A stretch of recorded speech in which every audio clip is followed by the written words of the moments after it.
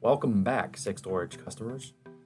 In this video demo, we're going to talk about our insurance roll report, or insured roll report. From our business report page, on the bottom right, you'll see the insurance roll.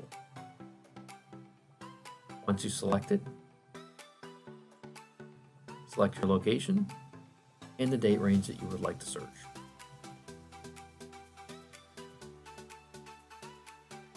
When you click Get Report, the insurance report will come with a period date, to and from, and a date that it was generated on.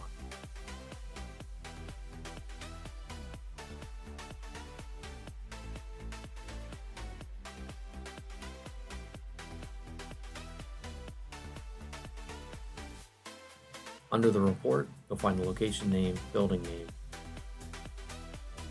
unit number, tenant name,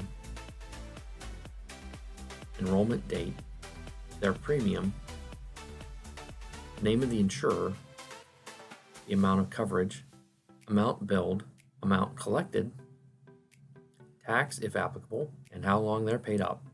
With all our reports, you can export them to either an Excel-friendly format or a PDF. Thank you for choosing 6Storage.